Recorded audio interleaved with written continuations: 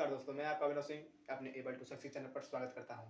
जैसा कि आप सभी जानते हैं दोस्तों, आज हम अपने गणित के बारे में वीडियो बनाने जा रहे हैं, जिस पर कि संख्या पद्धति के बारे में हम सभी आज आप सभी को अपने वीडियो के माध्यम से ज्ञान बताएंगे। सभी संख्या पद्धति के महत्वपूर्ण नियम इस वीडियो में बताए गए हैं दोस्तों।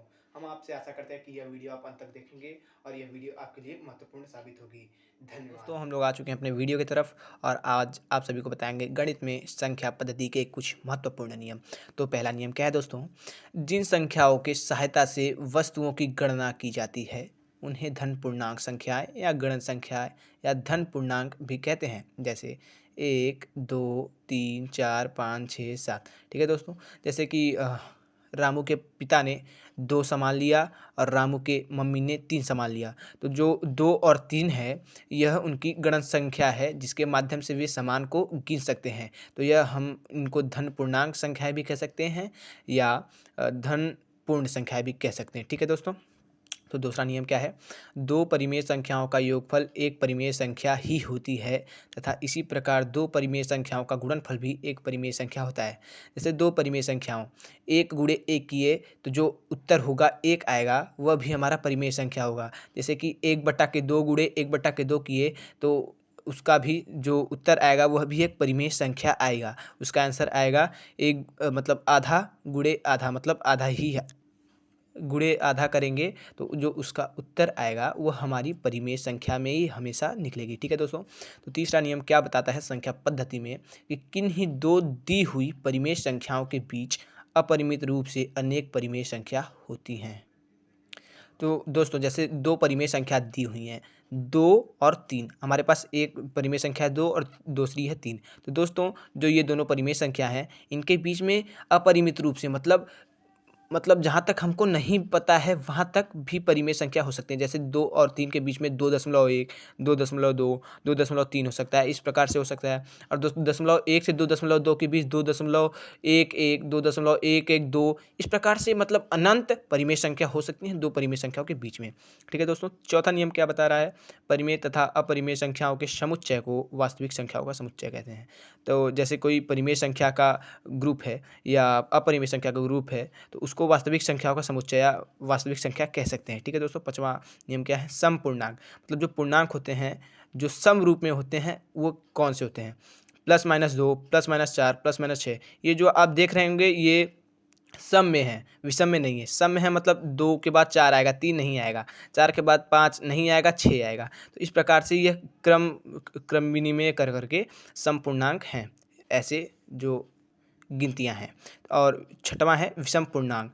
विषम पूर्णांक क्या होते हैं? जो सम पूर्णांक के विपरीत होते हैं। जो सम पूर्णांक में नहीं दिखाए होते हैं वे विषम पूर्णांक में होते हैं। जैसे +1 माइनस मतलब +-1, +-3, +-5 इस प्रकार के हैं। इसमें +-1 के बाद +-2 नहीं दिया है क्योंकि ये विषम में है।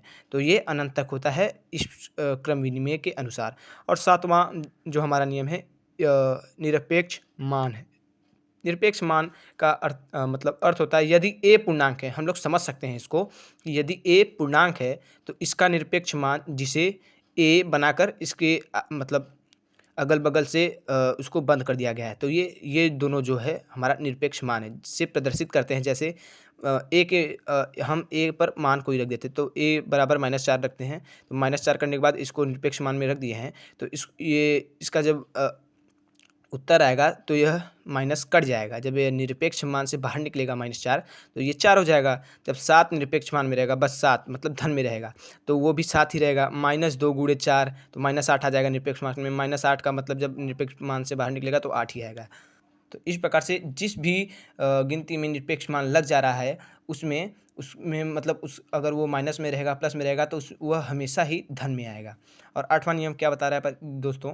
परिमेय संख्या वह संख्या जो p/q के रूप में हो, जहाँ p तथा q पूर्णांक है, मतलब कोई परिमेय संख्या है। ठीक है दोस्तों? तथा q बराबर 0 न हो। q बराबर 1, 2, 3, 4, 5, 6 हो सकता है लेकिन 0 न हो दोस्तों, और वह परिमेय संख्या कहलाती है। तो वह परिमेय संख्या हो जाती है। जैसे -5, -7, 12 कह सकते हैं, 3/4 कह सकते हैं, -4/2 कह सकते हैं।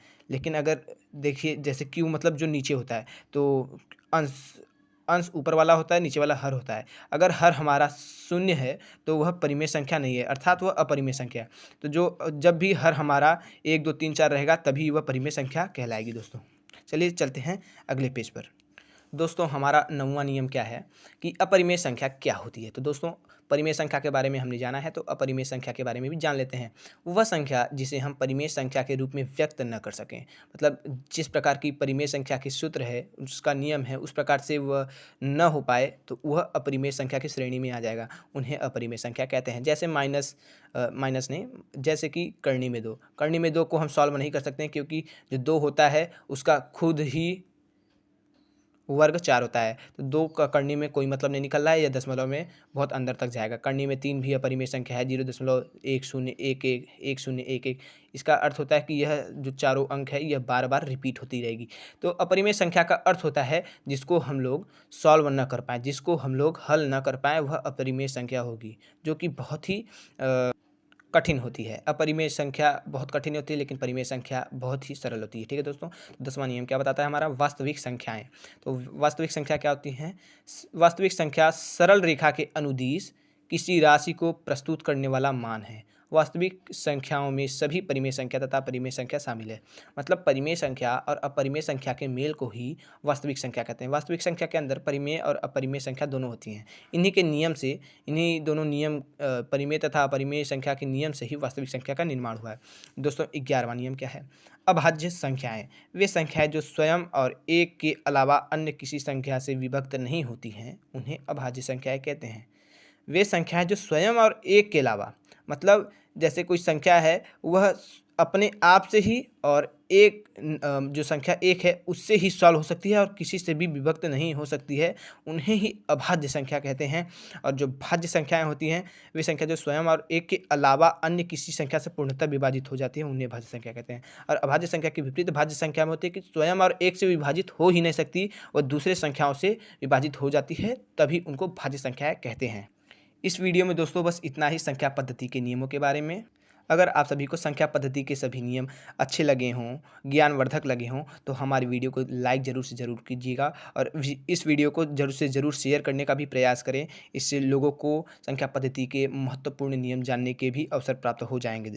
और आप सभी को बताते हुए हर्ष हो रहा है कि इस चैनल को आप सभी के माध्यम से ही मनोबल बढ़ने पर चलाने का प्रयास करना पड़ता है दोस्तों।